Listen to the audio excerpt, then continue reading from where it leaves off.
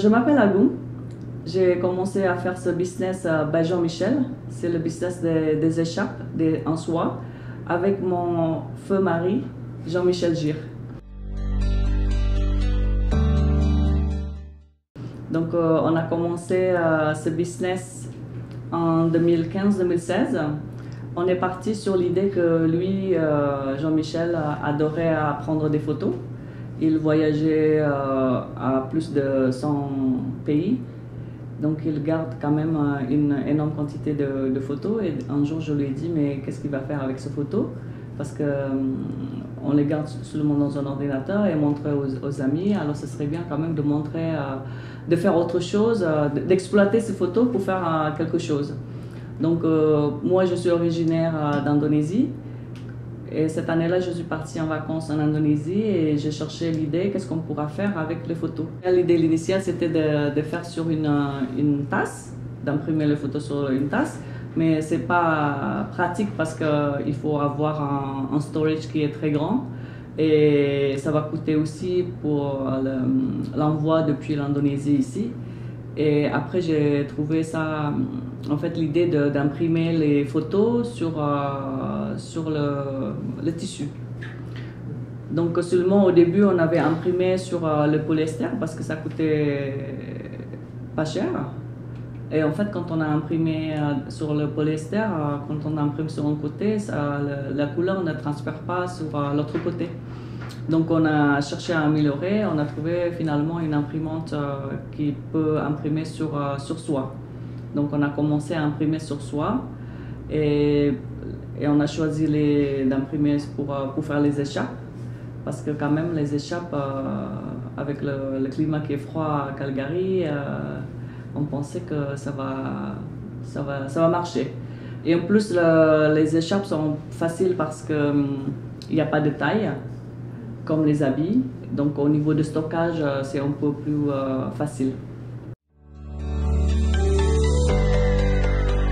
Ces écharpes sont quand même uniques et c'est vraiment, c'est pas le design avec la main, mais c'est vraiment ça, on prend la beauté de la nature, on capture ce qui est belle dans la nature et on la capture. Et Jean-Michel avait fait le design pour que ça soit imprimé, pour que ça puisse être imprimé sur les écharpes et après on les imprime. Depuis que j'ai fini mes études à l'université, donc j'ai fait mes études en France, je suis rentrée en Indonésie et j'ai trouvé un travail. En fait, j'ai commencé mon travail dans une compagnie pétrolière chez Total. Et donc en fait je suis employée jusqu'à l'année dernière en fait. Et je pense à un moment donné, il y a 2 ans, je me suis dit que j'en ai assez de travailler dans une entreprise du matin à l'après-midi. Et donc en fait c'est quelque chose dont je faisais les ressources humaines. Et je pense qu'avec cette idée de faire les écharpes, ça m'a intriguée. Donc, pendant qu'on a déjà commencé le business, je reste travailler toujours pour voir si ça marche ou pas. Donc, en fait, il y a je pense que c'est une bonne idée. Je suis contente que j'ai commencé le business en même temps que je travaille.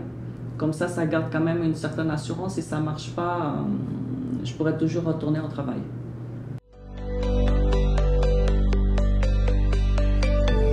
Donc, dans le monde d'entreprise, on a des chefs, donc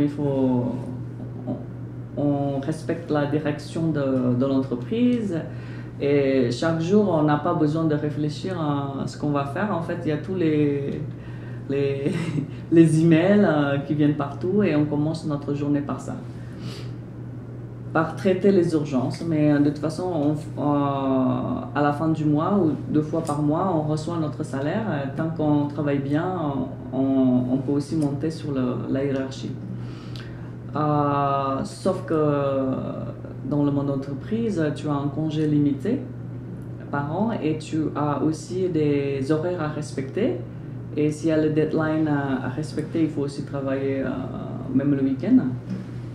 Et on est vraiment comme dans une bulle, on est quand même protégé entre guillemets, tant qu'on travaille bien, qu'il n'y a pas de crise économique, et le chef, on s'entend bien avec le chef, on fait notre travail, on y reste, on gagne de l'argent.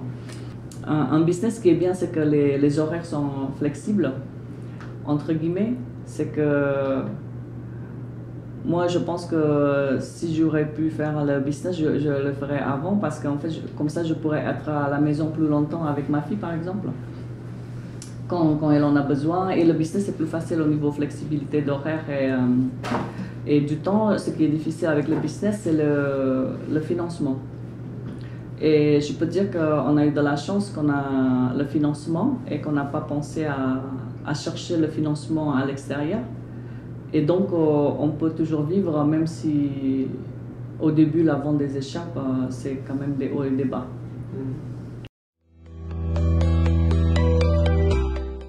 Oui, je pense que si j'aurais pu recommencer le business, je le ferais autrement.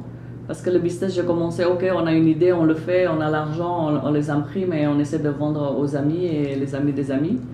Et on l'a considéré comme un hobby, donc ça a bien marché. Mais après, maintenant,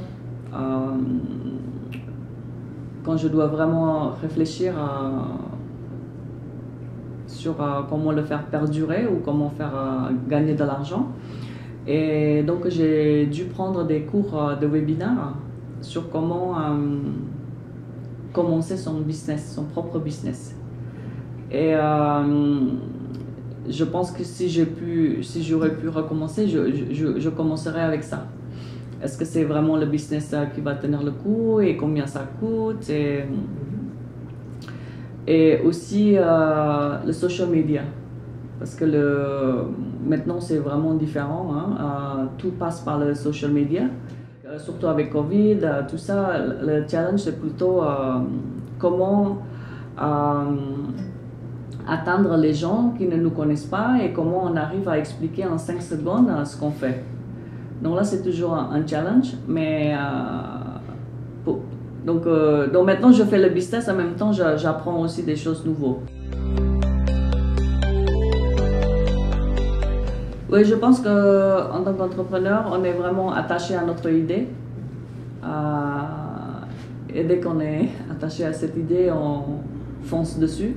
Mais des fois, il faut bien regarder, il faut avoir un esprit ouvert et d'explorer cette idée par Google, hein, parce que tout existe maintenant par Internet, par le webinaire, mais bien de travailler avant.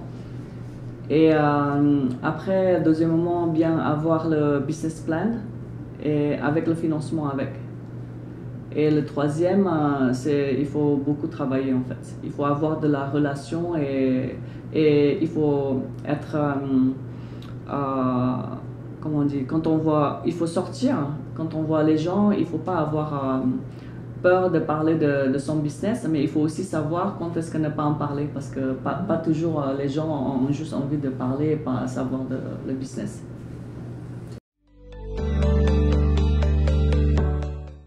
Ici, c'est facile de créer son propre entreprise. On va à Origistry et on dit ce qu'on veut et on a notre licence. Et ce qui est bien aussi, c'est que je pense que c'est jusqu'à certains montants de revenus, on n'est pas taxé, je crois.